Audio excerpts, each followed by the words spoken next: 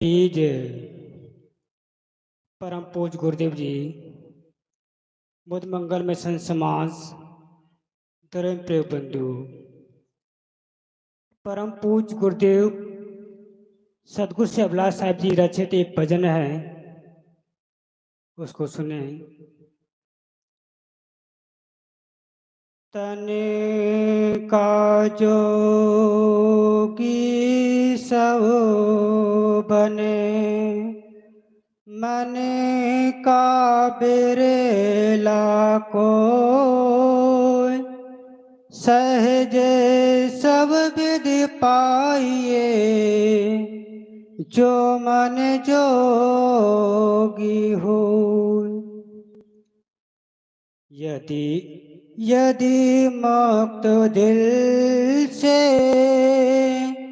सही चाहते हो, तो संसार से दिल हटाना पड़ेगा।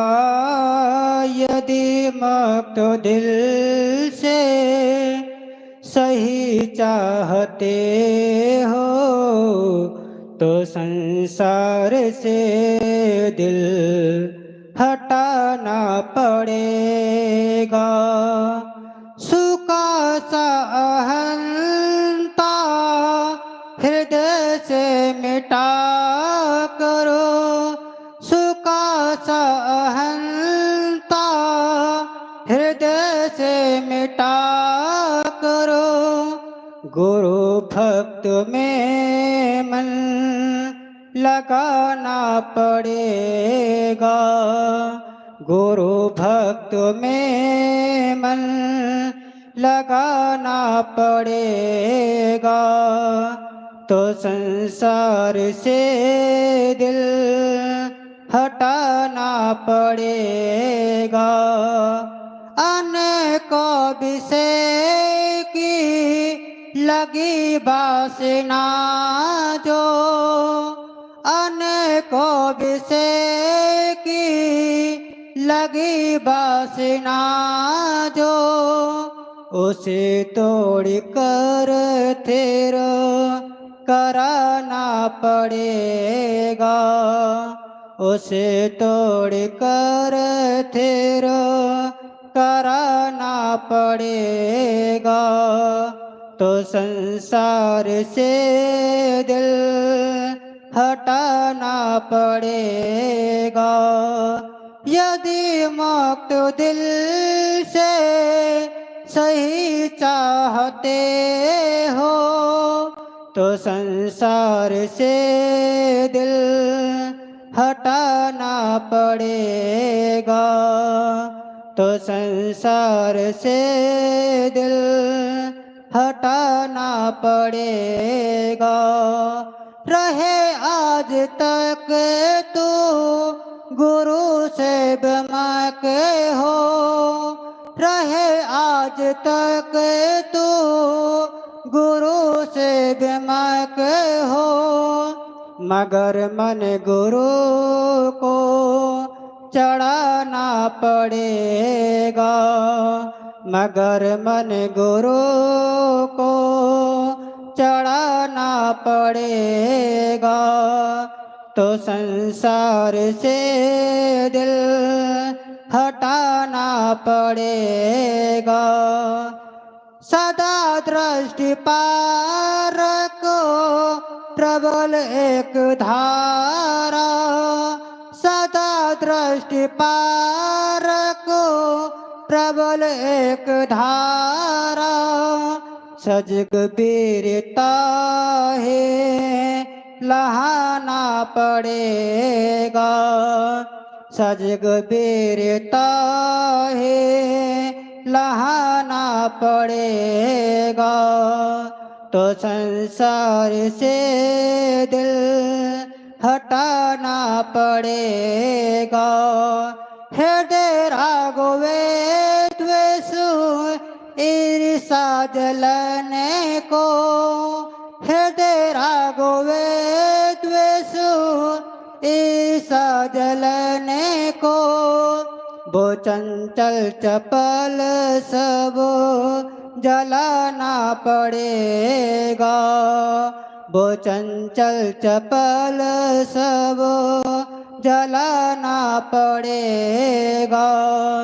तो संसार से दिल हटाना पड़ेगा। अमर स्थिति नित्य अभिलाष होवे। अमर स्थिति नित्य अभिलाष होवे।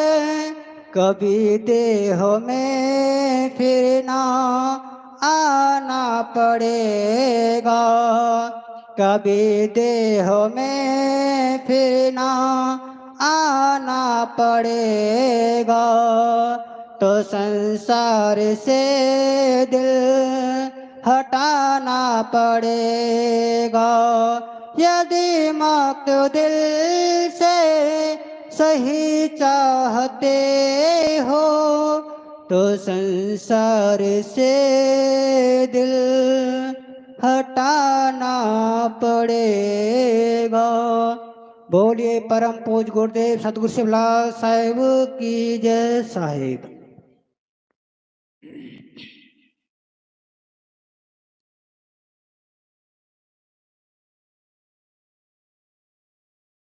मुद मंगल में संत समाज, धर्मानुरागी सज्जनों, श्रद्धा मूर्ति देवी,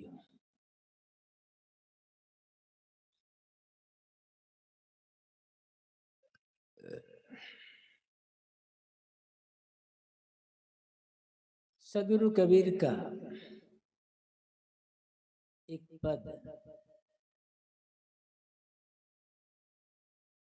पद लंबा है।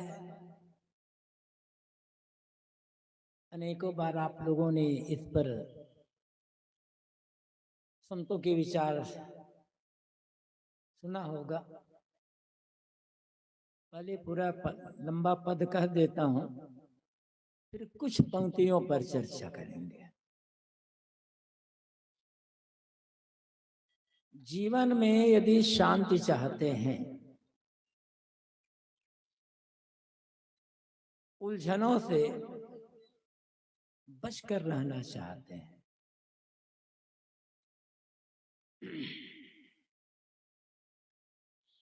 और साथ साथ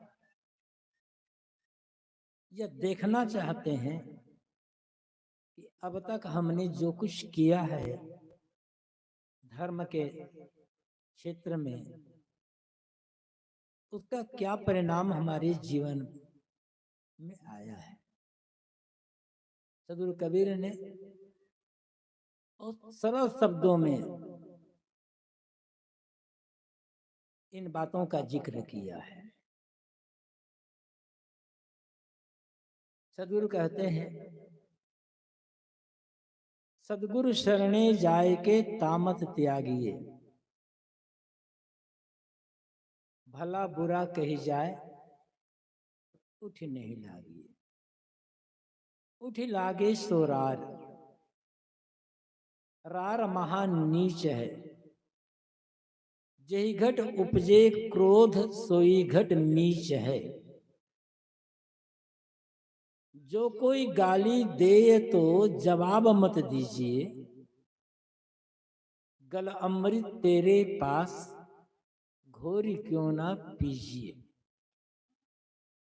अमृत फल लिए हाथ रुचि नहीं रार को, स्वान को यही स्वभाव गहे पुनिहार को। जाकर जौन स्वभाव छूटे नहीं जीव सो, नीम न मीठा होए छिचे गुड़ घीव सो। माला तेरे हाथ कतरनी काख में, आग बुझी मत जान दबी है राख में। कहा भय है बात कहे तेरे पीव को, ऊपर की सब बात फले तेरे जीव को। कहीं कबीर पुकार समुझ मन भावना, हंस गए सतलोक बहुरी नहीं आवना। पहली पंक्ति, यद्यपि इस पंक्ति में जो कहने जा रहा हूं इस पर कल काफी कुछ चर्चा हो चुकी है, फिर से मनन करना है। सदगुरु कहते हैं, सदगुरु शरणे जाए के तामत त्यागिए। तुम सदगुरु की शरण में चले गए हो,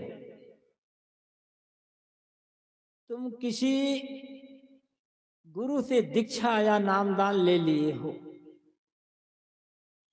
तुम पुजारी हो, सत्संगी हो, भगत हो, साधु हो, महात्मा हो, गुरु हो और प्रवक्ता कथावाचक हो। इसकी कसौटी क्या है?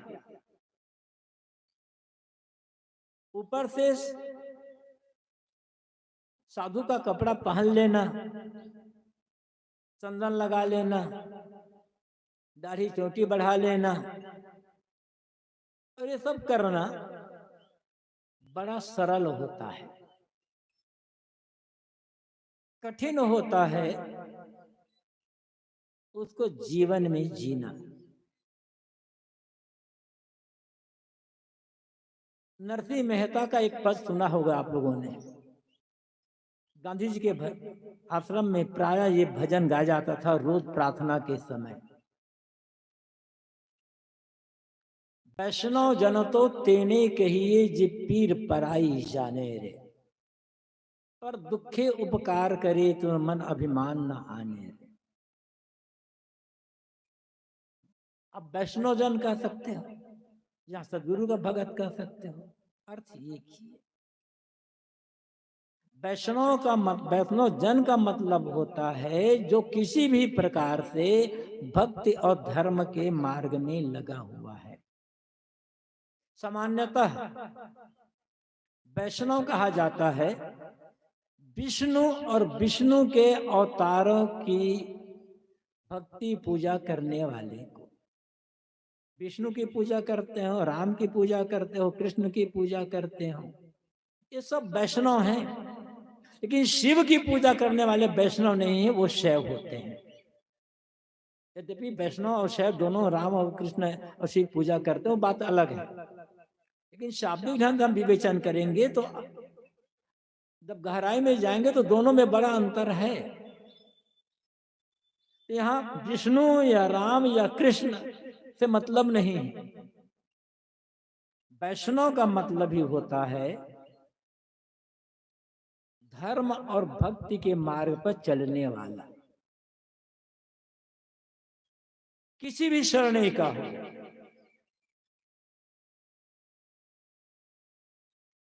तो वैष्णव कौन है? विष्णु का भगत या भगवान का भगत या गुरु का भगत कौन? जो दूसरे की पीड़ा को अपनी पीड़ा के समान समझता है, जो जानबूझकर किसी भी प्राणी को तकलीफ नहीं देता। दुर्भाग्य तो यह है आज भी धर्म के नाम पर हजारों लाखों पशु काट डाले जाते हैं और कहते हैं भगवान की भक्ति कर रहे हैं। दुर्गा के नाम पर जहां देवी है, सभी देवी मंदिरों में बकरा नहीं काटा जाता। कुछ हैं जहां आज भी बकरे काटे जाते हैं, रोज काटे जाते हैं और नवरात्र समय तो पता नहीं कितने बकरे काट डाले जाते हैं। देवी कभी बकरे की बलि नहीं मांगती है। खाता है आदमी, बदनाम करता अपने देवता को। इसलिए साहब को कहना पड़ा, यदि तुम कहते हो हमारा देवता बलि मांगता है, हमारी देवी बलि मांगती है, इसलिए हम काट रहे हैं, तो साहब को कहना पड़ गया जो तोहरा है साचा देवा खेत चरत क्यों न ले जी, ए तुम्हारा देवता सच्चा है तो भूख लगे पर इस खेत में चलते बकरा को मारकर खा लेता ना, तुम क्यों मारते हो? खाना चाहता है अपना, बदनाम करता अपने देवता को। कहा जाता है देवी जगदम्बा है, और जगदम्बा का अर्थ क्या होता है? जगदम्बा का अर्थ होता है जगत की अम्बा। जब कोई माँ अपने सामने अपने बच्चे की बलि चढ़ाना पसंद करेगी, माँ का हृदय अत्यंत कोमल होता, माँ स्वयं कष्ट सह लेगी लेकिन अपने बच्चे को कष्ट नहीं होने देने। तो जगदम्बा ने, जगदम्बा सबके अम्बर हो के आदमी का अम्बर थोड़े हो। एक बात मैं और कह देता हूं इस संबंध में, तब बात आ गई तो चैत्र नवरात्र और शारदीय नवरात्र, ये दो दुर्गा देवी उपासना का पर्व माना जाता है।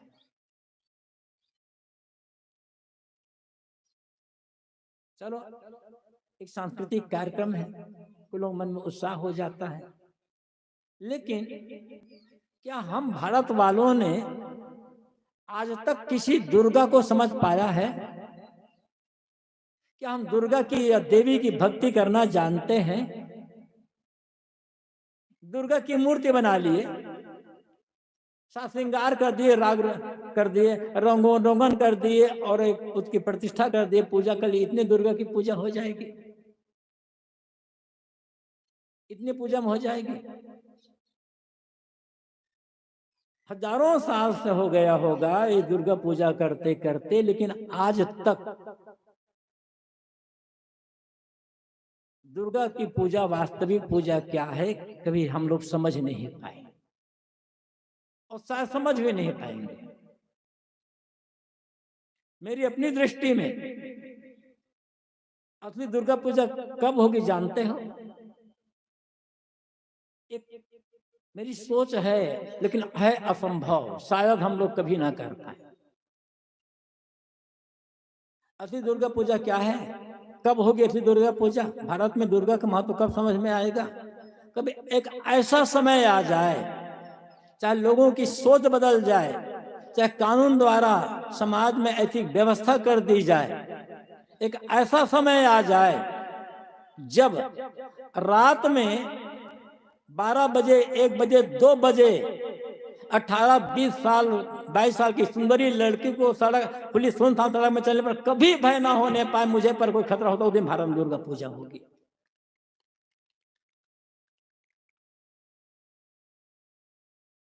आज होता क्या है सब जानते हो, बताने की आवश्यकता नहीं समाज में।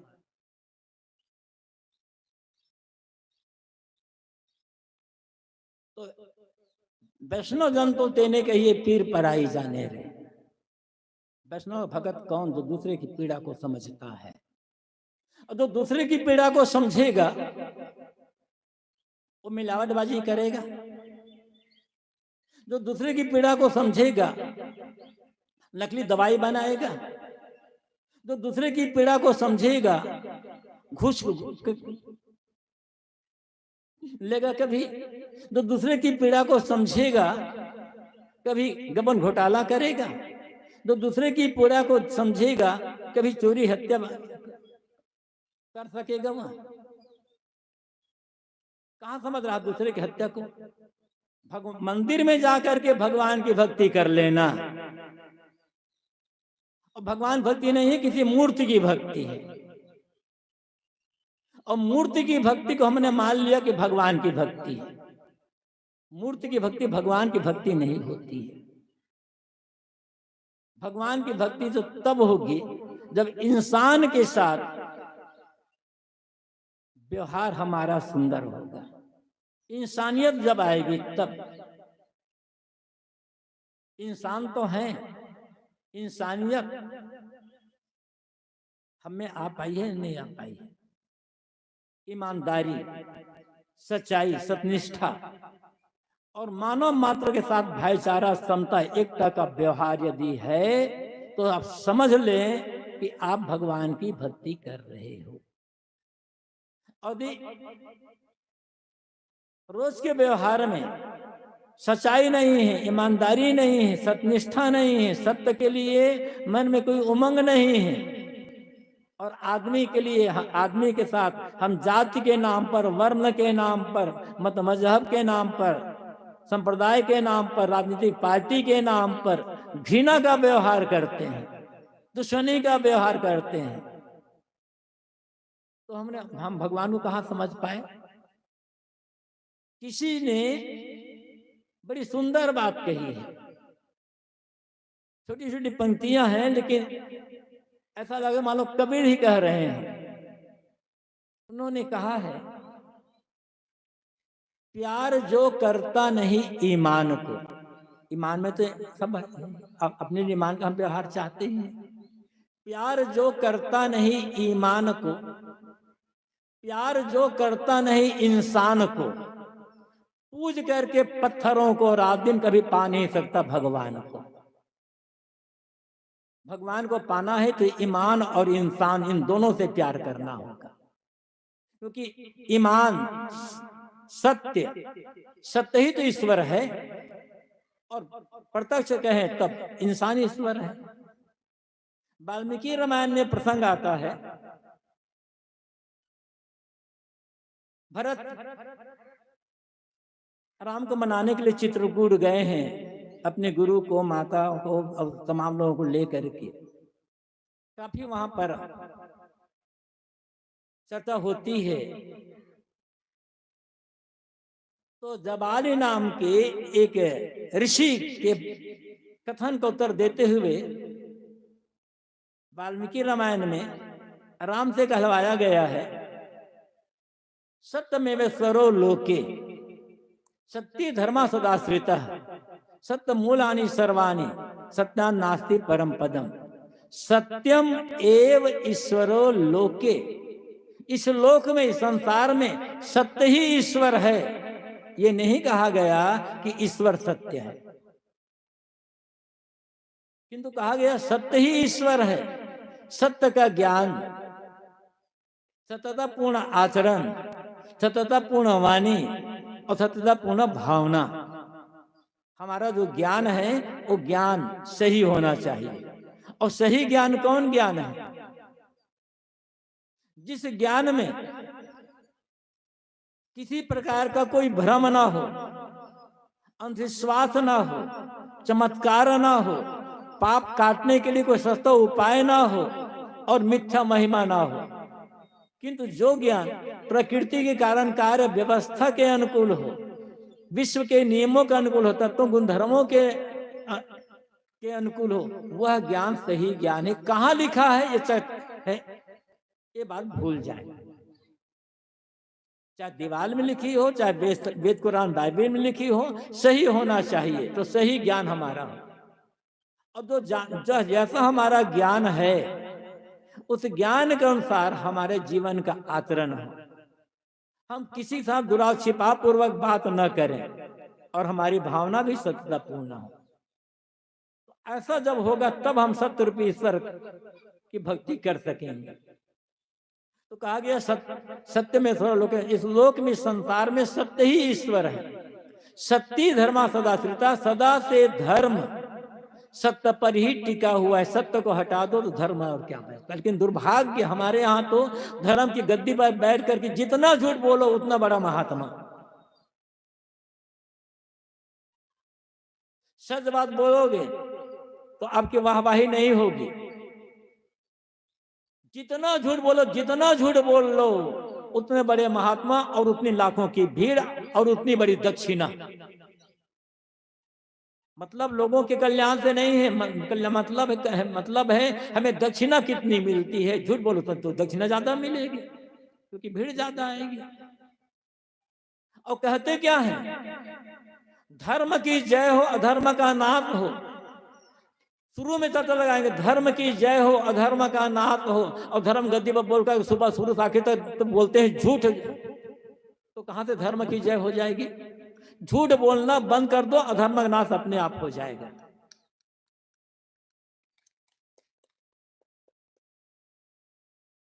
चाहे किसी के लिए झूठ हम बोले, तो सत्य धर्मा सदा सदा सदा से धर्म सत्य पर ही टिका हुआ। सत्य मूलानि सर्वाणि, जितने भी शुभ कर्म हैं उन सब का मूल सत्य है। सत्यात नास्ति परम पदम, और सत्य से बढ़कर कोई परम पद नहीं है। आकाश में कितने कितने लोक माने गए हैं, ये लोक वो लोक वो लोक वो पद लिखने वाले लोग शायद आकाश में जाकर तब तो याद नहीं रहा होगा, उड़ कर जाते रहे होंगे।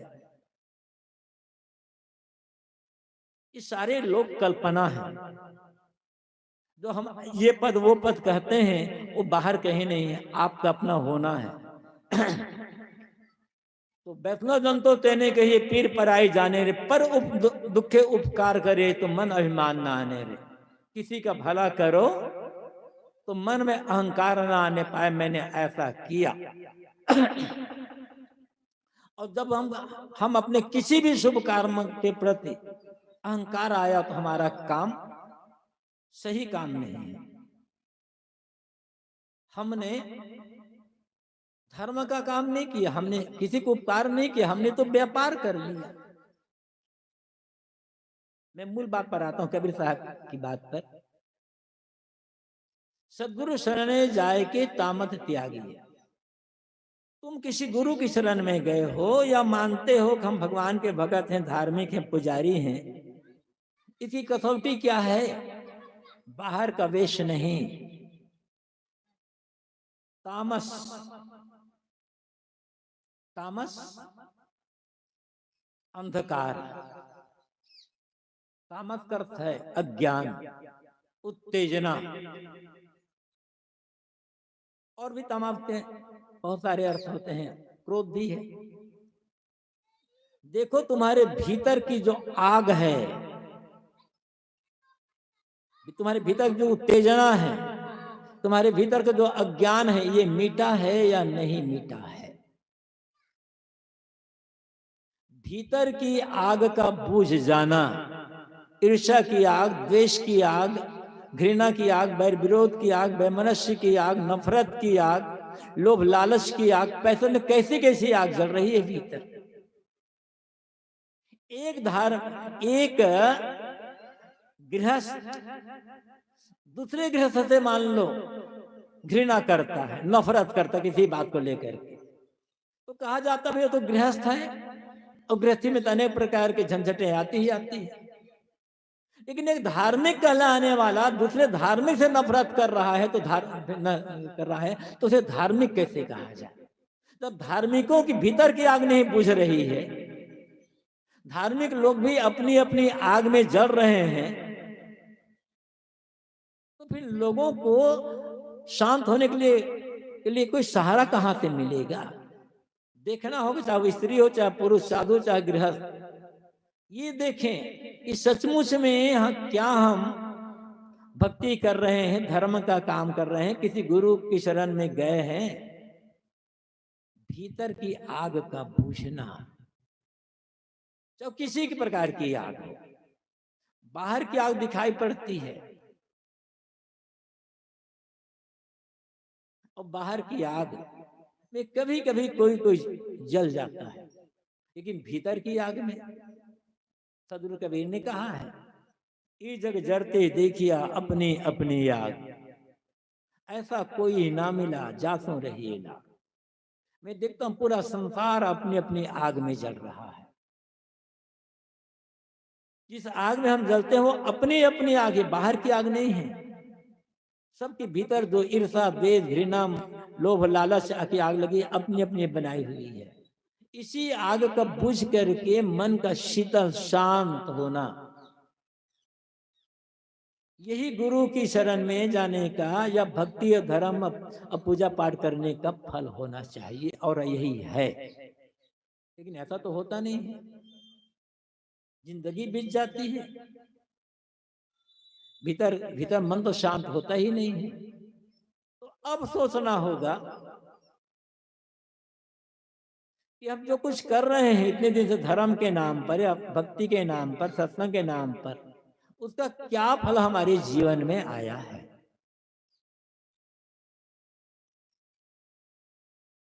और मेरा मन कितना शीतल शांत हुआ है। एक कसौटी है, सबको, हम सबको अपने को इस कसौटी में कसना